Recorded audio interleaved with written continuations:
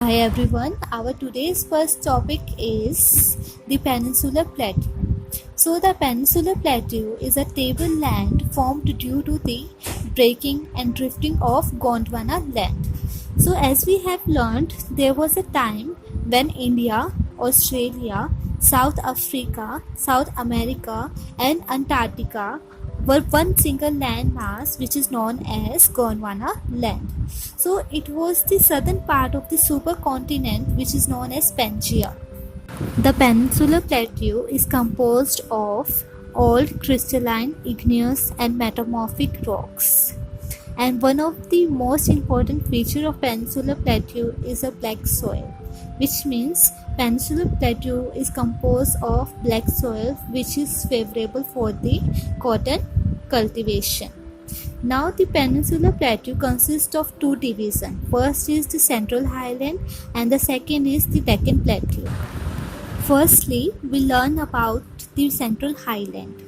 So the part of the Peninsular Plateau lying to the north of Narmada River, covering a major area of Malwa Plateau, is known as Central Highland.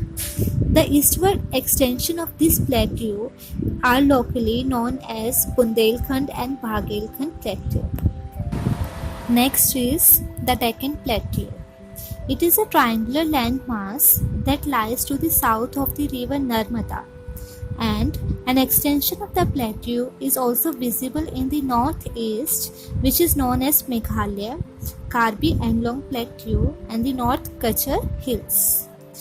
So the Western Ghats and the Eastern Ghats mark the western and the eastern edges of Deccan Plateau respectively. Now we'll discuss about the difference between Western Ghat and Eastern Ghats. So the Western Ghats lie parallel to the western coast, whereas the Eastern Ghats stretch from the Mahanadi Valley to the Nilgiris in the south. Western Ghats are the continuous hills, or we can say continuous mountain range, and can be crossed through passes only. Whereas the Eastern Ghats are discontinuous and irregular mountain range. They can be dissected by the rivers draining into the Bay of Bengal. The Western Ghats are higher than the Eastern Ghats. Their average elevation is 900 to 1600 meters, whereas the average elevation of Eastern Ghat is 600 meters.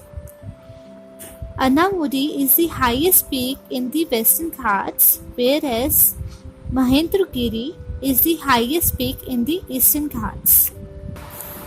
Western Ghat is the main source of many large rivers such as Godavari, Krishna and Kaveri, whereas no big rivers originate from the Eastern Ghat.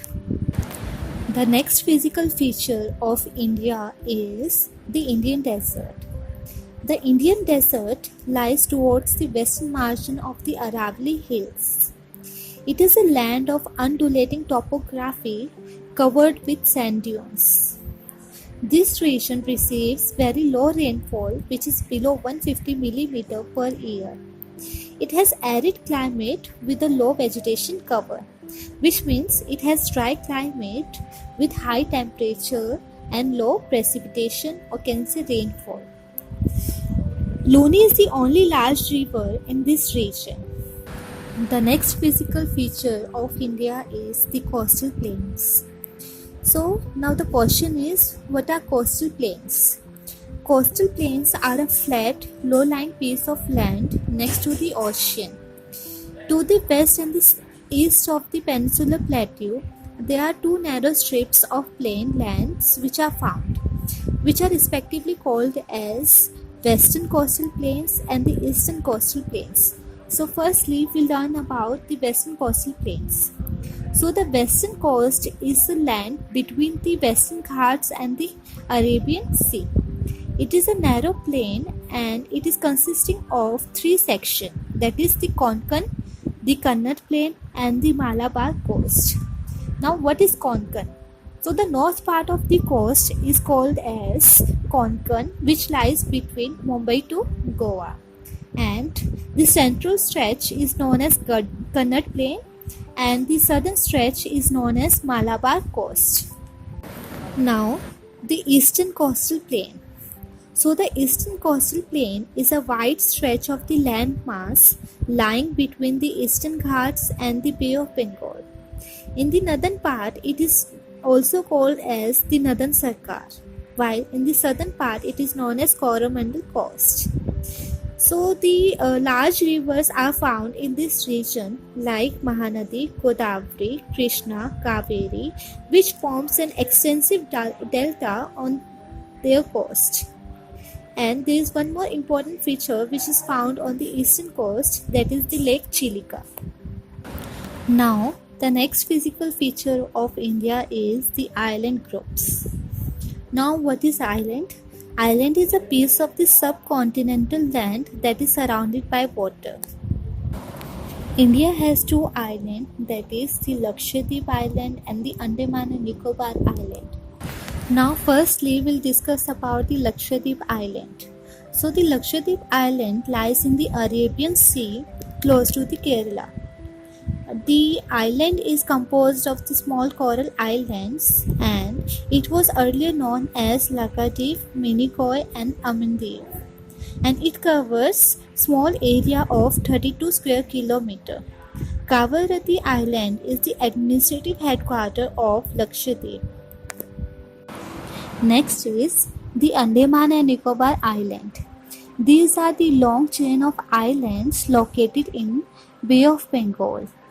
They are bigger in size and are more numerous and scattered, which means these islands consist of 204 small islands. And the entire group of islands is divided into two broad categories, that is the Andaman in the north and Nicobar in the south.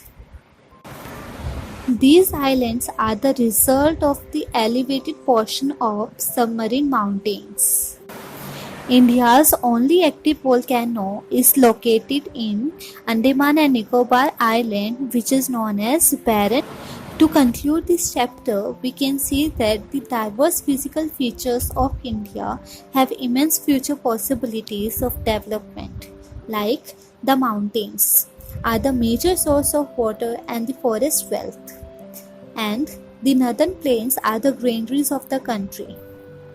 The plateau is the storehouse of the minerals, which plays a crucial role in the industrialization of India, whereas the coastal region and the island groups provide sites for fishing and the port activities.